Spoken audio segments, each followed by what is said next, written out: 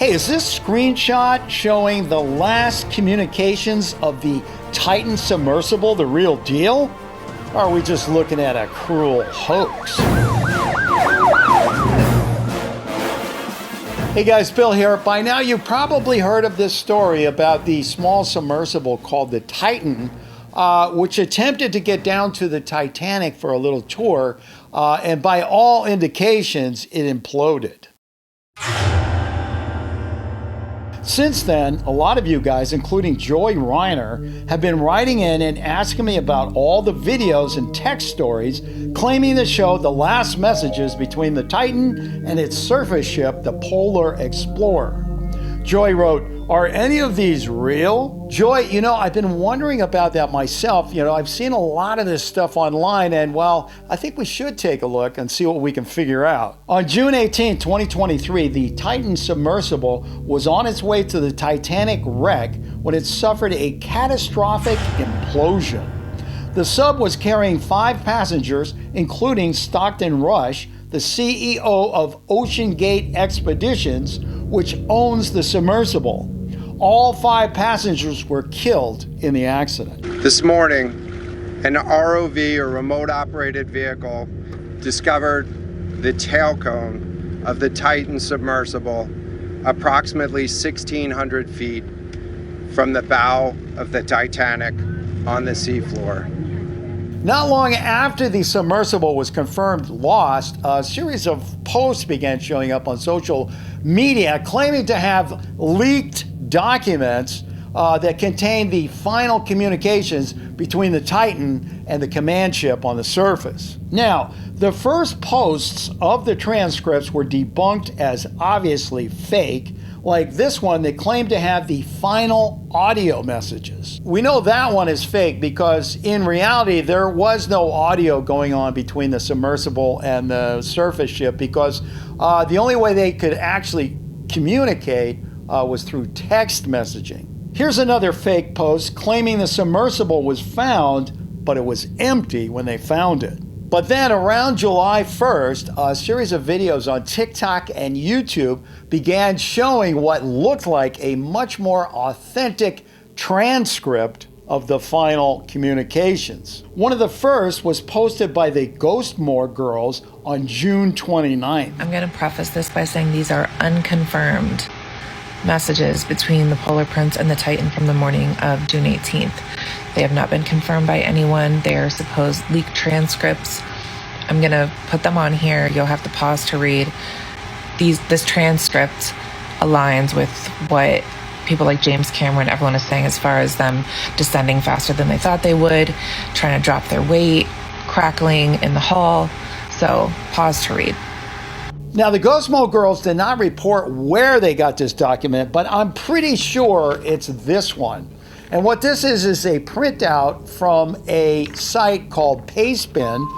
Somebody put this on Pastebin anonymously. They didn't tell us who they were. And it is a long text conversation that when you read it, it tells you in detail exactly what happened to the Titan. And it's, it's pretty convincing. So what I want to do is actually go through these with you so you can see for yourself. The first text is at 07:52:34 and sent from the Polar Prince to the Titan submersible. It reads, "Clear to descent, enjoy the ride." At 7:54, the Titan writes back, "Descending now." At 7:58, Titan sends another message. It says, "Launch sequence complete. Ready?" And that's when the Polar Prince writes back and says, "All clear." At 8:01, Titan says, "Proceeding." Then at 8:03, the Polar Prince writes, "Enjoy the dive, gentlemen."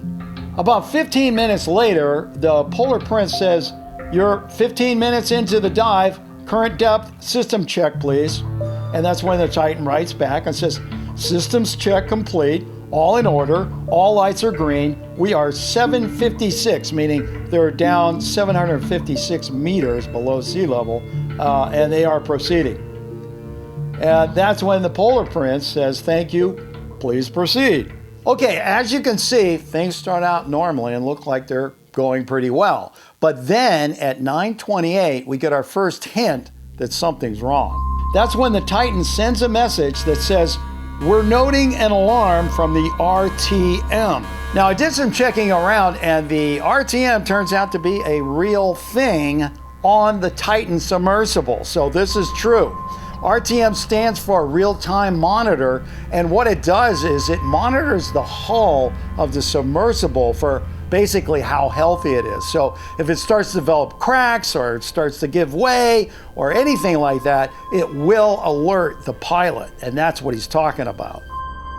At 9:28, the Titan sends a text that they're reducing the velocity of their descent and that their depth now is 3,433 meters down.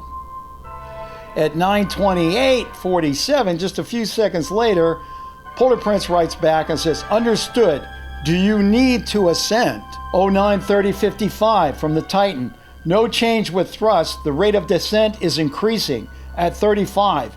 Going to release the ballast now. Stand by." Now, what's going on here tells us that the submersible was actually descending. It was going down too fast. Now, what the pilot does is he tries to use one of the outside thrusters, a little propeller, to try to slow them down, but it doesn't work.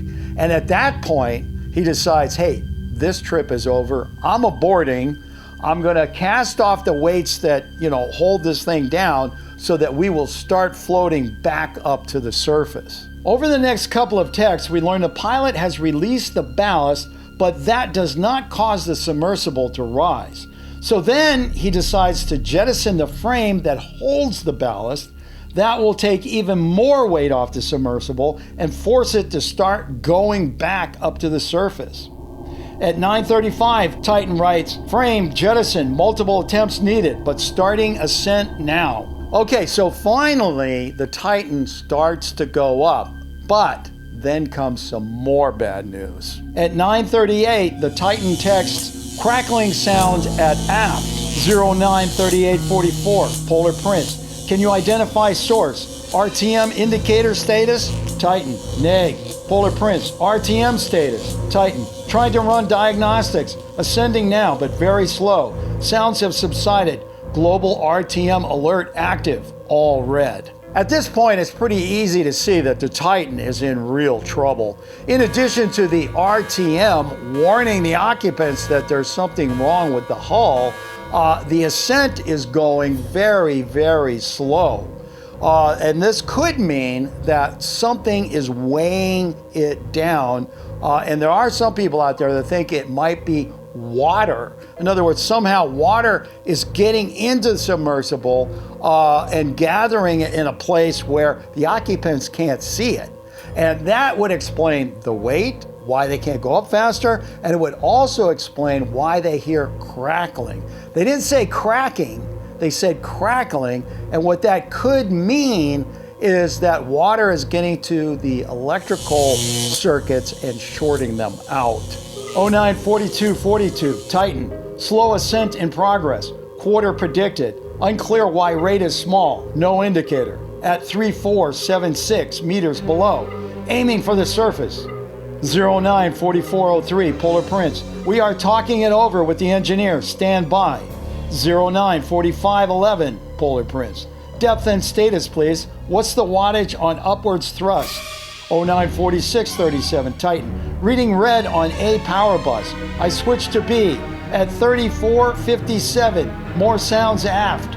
Now, if you're confused at this point, what they're talking about is the electrical system that runs the submersible. So they have two systems. One's normal, one is backup. The normal is called the A bus, and the backup is called the B bus. Now, apparently the A bus has gone out, and that comes on the heels of hearing this crackling noise, which may have been water shorting out the electrical circuits. At 9:47, the Polar Prince sends a text that says, "Understood, continue ascent. Talking to Carlos," and I assume Carlos is the engineer, "about the power bus situation. Stand by." At 9:48:49, the Polar Prince texts, "We are activating recovery procedures. Carlos is requesting wattage output from bus B. Status update, please. Velocity of ascent, Then, a minute later, the Polar Explorer sends another message. We're not receiving you. Update, please. Then at 9:51, status and depth report. Then at 9:53, Polar Prince is still sending messages. We need you to respond with status and depth. Carlos is requesting wattage update on thrusters. At 9:55, still no word from the Titan. Polar Prince texts, we are unable to read you. We are moving to recovery coordinates. Report if you read. Then about 2 minutes later, the Polar Prince says, please respond if you are able. And that is where the transcript ends. So if this transcript is real, and that is a big if, it means that the last message sent out by the Titan was around 9:46, and in that message they said they were hearing more noises from the aft section of the vessel. It must have been about this time when the submersible imploded, because the U.S. Navy reported they picked up sounds of a big explosion in the area of the Titanic at approximately the same time that the Titan stopped sending messages. Well, I gotta say, in my humble opinion, that document does look pretty authentic. I mean, if it was just some faker on the internet just cooking this stuff up, I doubt they would have the technical knowledge to know about, the real-time monitoring, the A-bus and B-bus electrical systems, and, all the jargon that is in these communications. As far as TikTokers and YouTubers go, I don't know if they would spend a lot of time looking up that kind of detail to make a fake.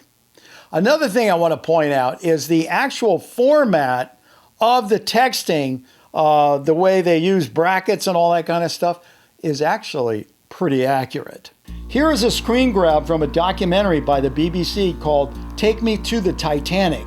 In this doc about an earlier dive of the Titan, there is a moment where the camera catches the text communications between the Titan and the surface ship.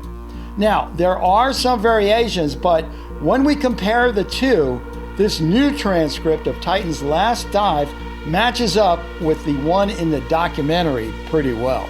On the other hand, there are some knowledgeable people out there who are claiming that this communication, this transcript, is fake. Like Parks Stevenson, a Titanic explorer who worked with director James Cameron on Titanic-related projects. I admit that I was at first fooled by the scenario described in this log because it seemed to fit what little we know and suspect. After the initial emotion passed and I took time to study the text more carefully, however, I could start to see certain incongruities. Guys, this one has got me on the fence like no other story I've covered here on Real or Fake. But what I am going to do is I am going to give you my take, okay? Now, point one for me is there is a real log transcript of the text messages out there somewhere because by the fact that they do text back and forth. We have proof of that from the BBC documentary. Now, look at this control room here. This control room is, everybody's reading this feed, everybody has access to it, and people are sending it out, likely to engineers and so forth, so they can see what's going on and help them out in this crisis.